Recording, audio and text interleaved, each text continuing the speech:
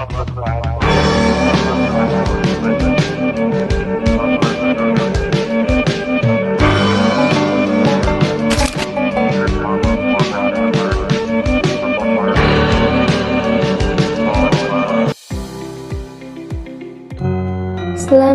datang di Museum Sultan Mahmud Badarudin II.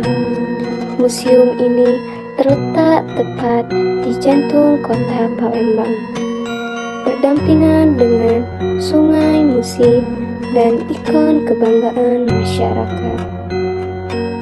Bangunan museum ini dulunya merupakan keraton Kesultanan Palembang yang dikenal sebagai Kuto Kecil atau Kuto Besar Lama. Gaya arsitekturnya sangat unik, memadukan nuansa kolonial Eropa dengan sentuhan khas Palembang. Disinilah sejarah panjang perjuangan dengan kebudayaan Palembang tersimpan rapi. Di dalam museum kita bisa menemukan berbagai koleksi penting seperti peninggalan Kesultanan Palembang, artefak sejarah, senjata tradisional, pakaian adat, hingga benda-benda kerajinan khas seperti songket yang menjadi warisan kebanggaan masyarakat Sumatera Selatan. Museum ini juga menyimpan berbagai dokumen sejarah yang berkaitan dengan Sultan Mahmud Badarudin II, seorang tokoh pahlawan nasional yang dikenal karena perjuangannya melawan penjajah Belanda pada awal abad ke-19. Melalui museum ini, kita tidak hanya melihat benda-benda bersejarah, tetapi juga mempelajari perjalanan panjang sebuah kesultanan yang pernah berjaya, serta memahami identitas budaya Palembang yang kaya dan penuh makna. Museum Sultan Mahmud Badarudin II menjadi pengingat bahwa sejarah bukan hanya masa lalu, tetapi juga fondasi untuk membangun masa depan. Nah, teman-teman, sekarang kami lagi ada di Museum Sultan Mahmud Badarudin II. Nah, di Museum Sultan Mahmud Badarudin II ini ada replika prasasti Kedukan Bukit nih. Nah, prasasti Kedukan Bukit ini ditemukan oleh C.T. Battenberg pada tanggal 29 November 1920, teman-teman, di kampung Kedukan Bukit, Kelurahan 35 Ilir, Palembang. Nah, prasasti ini ditulis dalam aksara Palawa dan menggunakan bahasa Melayu kuno, teman-teman. Selanjutnya bakal dijelasin oleh temanku, Nyayu. Nah, teman-teman, jadi prasasti ini ada tulisannya, dan yang pastinya ada isinya dan maknanya. Boleh lihat ke sini, teman-teman? Nah, ini isi dari prasasti tersebut dengan bertuliskan Selamat Tahun Saka telah lewat 605. Pada hari ini ke-11 para terang bulan Waisaka, Dapun Tahian naik di sampan mengambil Sidayatra. Pada hari ke-7 para terang bulan Jesta, Dapun Tahian berlepas dari Minanga. Tamuan membawa bala tentara dua laksa dengan perbekalan 200 cara atau peti, di sampan dengan berjalan 1312 banyaknya. Datang di mata jab atau muka upah. Jadi, sukacita pada hari kelima para terang bulan Asada, lega gembira datang membuat wanwa, Sriwijaya Sidayatra sempurna. Nah, jadi itu dia guys, isi dari prasasti Kedukan Bukit ini. Nah, teman-teman, di sini juga ada Arca Tirismara. Arca awal Tirismara adalah budi satwa yang merupakan perwujudan sifat beras asli dari semua Buddha.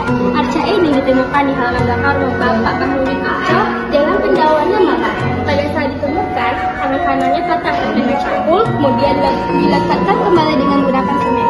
Tampaknya arca ini belum selesai dibuat karena belum memakai perhiasan. Meskipun demikian, pada bagian mahkotanya terdapat arca Amitabha.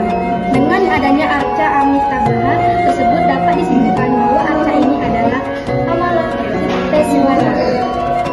Dan ada juga arca Buddha. Arca ini terbuat dari perunggu atau atas dan batu atau bau, menggambarkan Siddhartha Gautama, guru spiritual dari wilayah timur laut India yang merupakan tokoh pendiri agama Buddha. Siddhartha Gautama disebut orang Buddha. Nah, di sini juga ada replika prasasti Timbung Baru.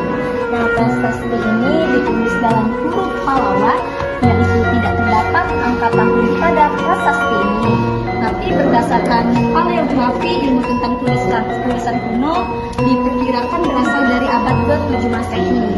Dan prasasti ini berisi kutukan bagi orang yang berniat jahat atau mengkhianati kedaulatan Sriwijaya.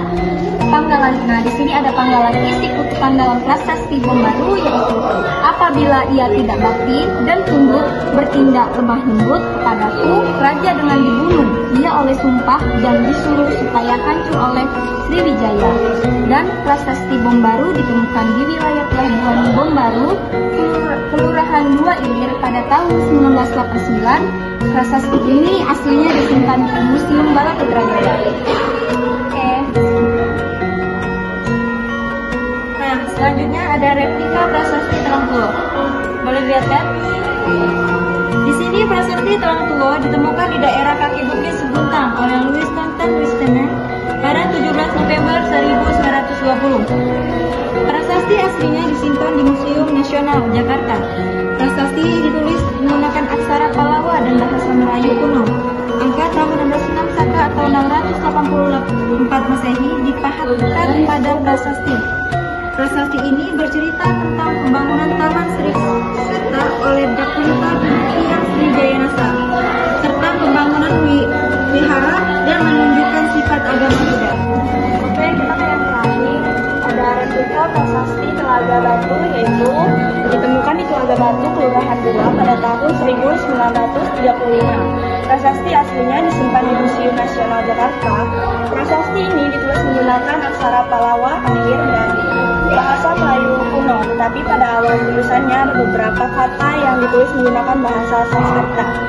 Meski tidak berangkat tahun, prasasti ini diperkirakan sezaman dengan prasasti Kedukan Bukit dan Talang Tulo, yakni berasal dari abad ke-7 Masehi. Prasasti ini berisi kutukan terhadap siapa saja yang tidak setia kepada raja, dan seperti inilah prasasti.